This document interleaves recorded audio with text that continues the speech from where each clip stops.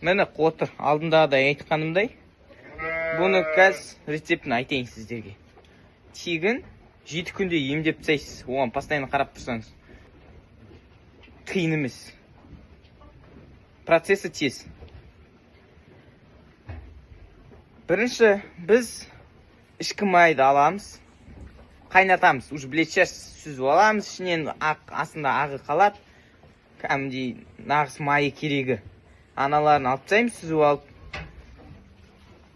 Сосын соны алып стаканға құямыз. Стаканға құйғанда 50 грамм құямыз стаканға. Оның үстіне сера добавлять етеміз. Сераны 25 грамм қылып құямыз.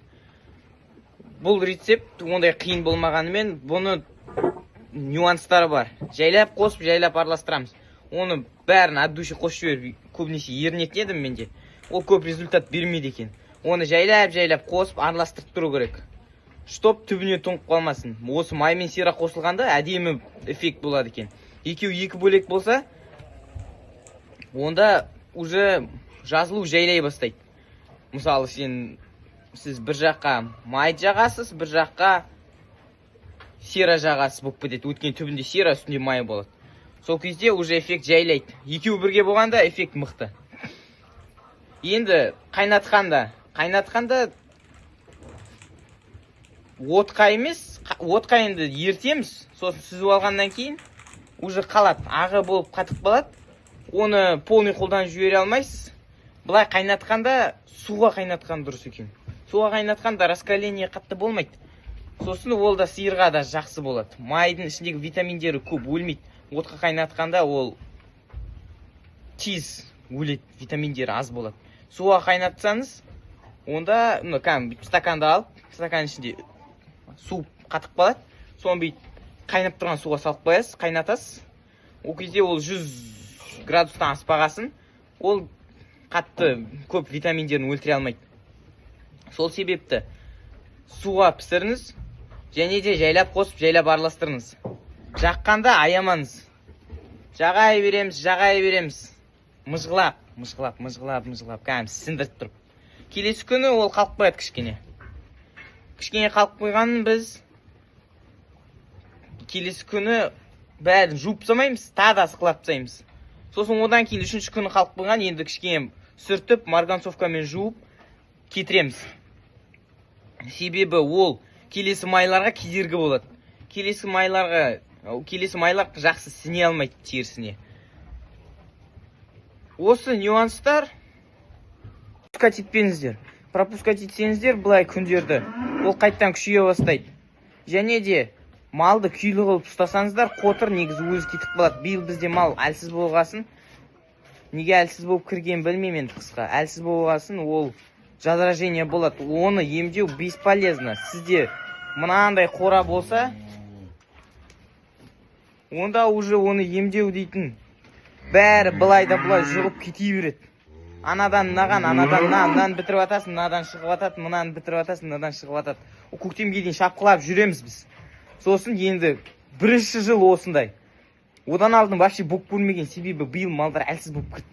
Және де біз басқа малдарға қосып баққан соң олардан жұғып келді. Енді міне қараңыздар результатты. Мына қалын емес, жүні қалын емес жерлерін бәрі қотыр еді. Бұған сенесіз ба, сенбейсіз ба? Мына жүні астыңғы жағында қалын, мына үстіңгі жағы жұқа, ол жазылып, новыйдан шығып жатыр жүні. Осы жүн бәрі жап-жана. Оны мен бір аптаның ішінде кетірдім, бұл қотырдың бәрін. Бұның бәрі қотыр басып кеткен. Төртінші нюанс ол, егерде ем жазылып кеткен болса, онда мені қарайсыздар. Полный қарап шығу керек сиырды. Мына арқасында ана шығып жатқан соң, мен тек арқасын тексеріп жүрдім. Қарасам, мына мойын жағынан бастап жоғары қарай кетіп баратыр. Оны мен байқамай қалғасын, байқамай тастап кеттім мен бұны. Басқа малдар тексеріп, бұған уақытым жоқ. Бұны тексердім, бір апта өтті, нормально. Оказывается, ода мынау астыңғы жағынан бастап шыққан. көбінесе үстіңгі жағынан бастайды, бірақ астыңғы жағынан бастап артына жайылған. Бұл да қызық нәрсе. Енді ең соңғы айтайын дегенім, оның қалай жазылғанын білеміз. Тері болып тұрса жағай беріңіз. Жағай беріңіз. Тері уже тірі екенін байқасаңыз, мынау өлі тері, тірі теріні ажырата білу керек. Ол өлі болып тұрса құрғақ болып тұрады, білетін шығарсыз. Тірі болса уже ылғал болып тұрады, жақсы болып. Кәм мұжылып, не істеп, анау қап-қатты кәм кеуіп тұрады.